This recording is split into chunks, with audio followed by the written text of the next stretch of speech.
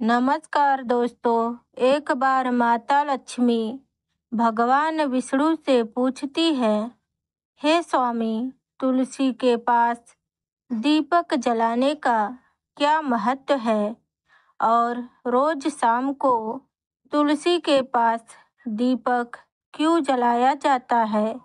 इससे मनुष्य को कौन सा फल प्राप्त होता है? तुलसी के पास दीपक जलाने की विधि क्या है? कृपया मुझे विस्तार से बताइए। तब भगवान विष्णु कहते हैं, हे देवी, आज आपने समस्त मानव जाति के कल्याण के लिए बहुत ही महत्वपूर्ण प्रश्न किए हैं। आपके इस प्रश्न का उत्तर देने से पूर्व मैं आपको एक प्राचीन कथा सुनाता हूँ, जिससे आपके सभी प्रश्नों के उत्तर मिल जाएंगे।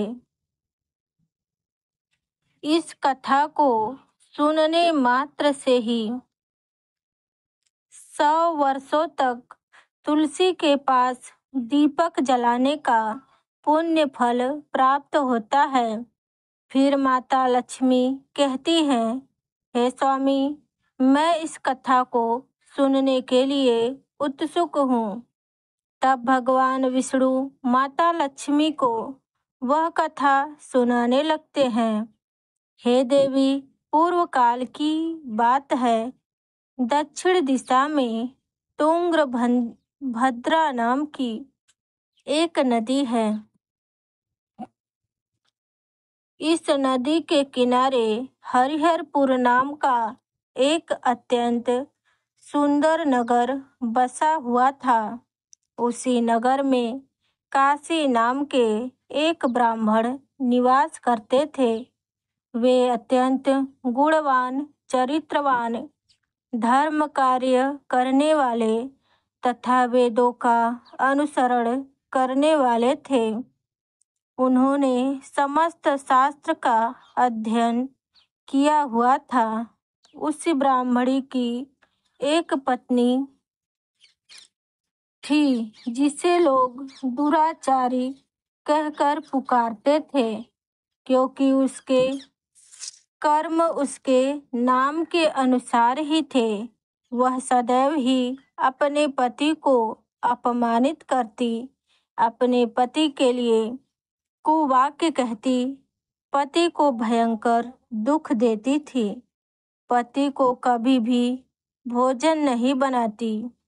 उसने उसके पति के साथ कभी शयन नहीं किया, कभी उसके साथ प्रेम से व्यवहार नहीं किया। पति के मित्र, परिवार के लोग घर पर आते तो वह स्त्री उन्हें अपमानित करके घर से भगा दिया करती और स्वयं काम भाव से उन्मुक्त होकर अन्य व्यभिचारिणी स्त्रियों के साथ घूमा करती थी। उनका मन पति को छोड़कर पराये पुरुषों में लगा रहता।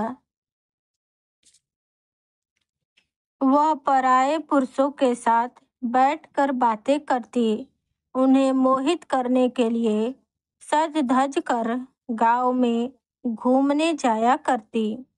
कभी वह वन में किसी सुंदर पुरुष की राह देखने लगती और किसी दुष्ट पुरुष को मोहित करके उसके साथ भोग विलास किया करती। एक दिन वह दुराचारिणी स्त्री वन में जाकर एक वृक्ष के नीचे खड़ी हो गई। उसका चित्त काम से भरा हुआ था। किसी सुंदर कामी पुरुष की राह देख रही थी, किंतु बहुत समय निकलने के बाद उस स्थान पर कोई पुरुष नहीं आया। इसलिए वह अत्यंत दुखी हो गई और प्रियतम की खोज में इधर उधर घूमने लगी। उस दिन उसका सारा परिश्रम व्यर्थ हो गया। वहां खड़ी होकर दुखी मन से विलाप करने लगी। हाय, आज तो इस मार्ग से कोई सुंदर पुरुष नहीं आया। आज की रात कैसे बीतेगी? उसी जंगल में एक बाघ निवास करता था। उस पापिन स्त्री की आवाज सुनकर वह जाग गया और उछलकर उस स्त्री का भक्षण करने के लिए आ गया। भयंकर बाघ को देखकर उस स्त्री ने पसीने छूटने लगे। वह भय से थर थर कांपने लगी।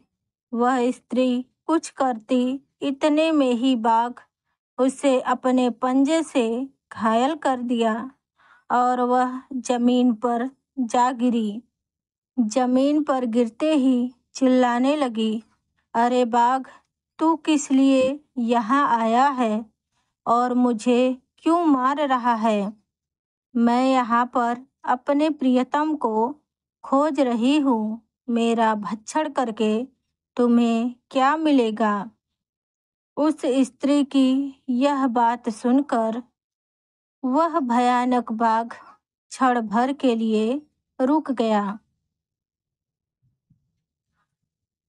और हंसता हुआ कहने लगा, हे दुष्टा, आज विधाता ने तुझे मेरा ग्रास नियुक्त किया है। तुझ जैसी पापिनी स्त्रियों का भक्षण करना ही मेरा काम है। तुझे इस शरीर से मुक्ति मिलेगी। वह स्त्री कहने लगी, हे बाघ, तुम कौन हो? सच सच बताओ, तुम्हें किस कारण से बाघ होना पड़ा और तुम मुझ जैसी स्त्रियों का भक्षण क्यों करते हो? बाघ कहने लगा, हे पापिन, मैं तुझे मेरे पूर्व जन्म की कथा सुनाता हूँ। पूर्व काल में दक्षिण देश में माल्हापाहा नाम की एक नदी है। उस नदी के तट पर एक मुनि पारड़ा नाम की नगरी बसी हुई है।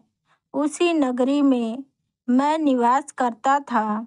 मैं ब्राह्मण का पुत्र था और नदी किनारे बैठकर यज्ञ आदि का कार्य किया करता था। मैंने उस जन्म में अनेक पापियों के लिए यज्ञ किए। उन पापियों के घर भोजन किया। मैंने धन के लोभ से अनेक पापियों के लिए कार्य किए। जिन वस्तुओं का दान ब्राह्मण को नहीं लेना चाहिए, उन वस्तुओं का दान मैंने ग्रहण किया। इस प्रकार से पाप करते हुए मुझे बहुत साल बीत गए और मैं बूढ़ा हो गया। लेकिन मेरे दान करने की आदत नहीं छूटी। मैं पाप करता गया। फिर एक दिन मैं नदी किनारे गया और झूठे मंत्र वचन बोलकर लोगों को ठगा। उसी स्थान पर एक बीमार कुत्ते ने मुझे काट लिया और मैं मूर्छित होकर गिर पड़ा। मेरे प्राण निकल गए। उसी समय यम के दूत प्रकट हुए, मुझे यमपुरी ले गए। वहां पर यमराज ने चित्रगुप्त से मेरे कर्मों का लेखा जोखा निकालने के लिए बोला। चित्रगुप्त कहने लगे, इस ब्राह्मण ने घोर पाप किए हैं। इसने दूसरों से झूठ बोलकर धन लूटा है। विधि पूर्वक पूजा न करके भगवान का अपमान किया है, इसलिए यह नरक जाने के योग्य है। फिर यमराज ने अपने दूतों को आदेश देकर मुझे नरक में डाल दिया। उसके बाद मुझे बाघ का जन्म प्राप्त हुआ और मैं दुर्गम वन में निवास करने लगा। मैं अपने पूर्व जन्म के पापों को याद करके कभी भी महात्मा, साधु या सती स्त्रियों का भक्षण नहीं करता। मैं केवल पापी, दुराचारी तथा कुलटा स्त्रियों का ही भक्षण करता हूँ, ताकि मुझे पाप से मुक्ति मिल सके। इस प्रकार बाघ ने अपने पूर्व जन्म की कथा सुना दिया और स्त्री से कहने लगा, हे पापिनी, तेरे आचरण से तू उल्टा दिखाई पड़ती है। इतना कहकर वह अपने तीक्ष्ण नखों से टुकड़े टुकड़े करके उस स्त्री को खा लिया। फिर उस स्थान पर 2 यम के दूत प्रकट हुए और उस पापिन स्त्री को उठाकर यमपुरी यमराज के सामने ले गए। फिर चित्रगुप्त ने उस स्त्री का लेखा जोखा निकालते हुए यमराज से कहा, हे धर्मराज, यह स्त्री अत्यंत पापिनी है। इसने अनेक प्रकार के पाप और व्यभिचार किए हैं। अपने पति की कभी भी सेवा नहीं की है। अपने पति को भूलकर पराये पुरुषों के संग भोग विलास किया करती थी। यमराज ने उसे अग्नि कुंड में डालने का आदेश दिया। अनेक वर्षों तक उसे अग्नि कुंड में पकाया गया। अलग अलग नरक कुंड भोगती हुई वह पुनः पृथ्वी लोक में चांडाल्य के रूप में जन्म लिया। चांडाल के घर में वह फिर से अनेक पाप व्यभिचार करने लगी। फिर कुछ समय बाद पूर्व जन्म के पापों के कारण उसे कोढ़ हो गया और वह भयानक पीड़ा सहन करने लगी। इस दुख को सहन करते हुए वह एक एक दिन बिताने लगी। फिर एक दिन वह तीर्थ स्नान करने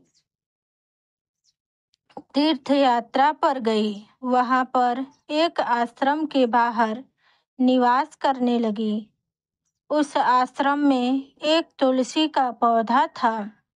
अन्य स्त्रियों को वहां पर तुलसी के पास दीपक जलाते हुए देखकर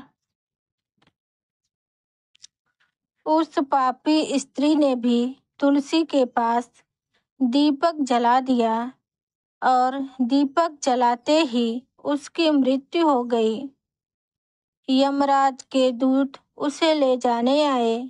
जैसे ही स्त्री को पास में बांधने लगे, भगवान विष्णु के 2 पार्षद प्रकट हुए और उन्होंने उन दूतों को रोक लिया और कहने लगे, इस स्त्री को तुम छोड़ दो।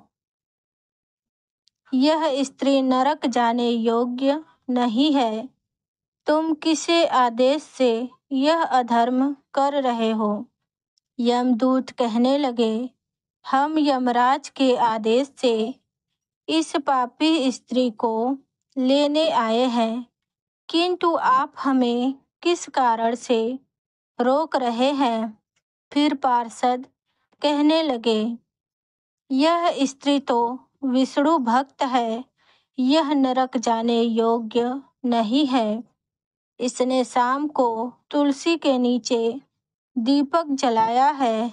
इसी कारण इसके समस्त पाप नष्ट हो गए हैं। यह नरक जाने योग्य नहीं है। यह स्वर्ग जाने की अधिकारी बन चुकी है। उन यमदूतों ने उस स्त्री को वहीं छोड़ दिया और यमलोक लौट गए। वहां जाकर उन्होंने यमराज को सारा वृत्तांत सुनाया। फिर भगवान विष्णु के पार्षद उस स्त्री को दिव्य विमान में बैठाकर स्वर्गलोक ले गए।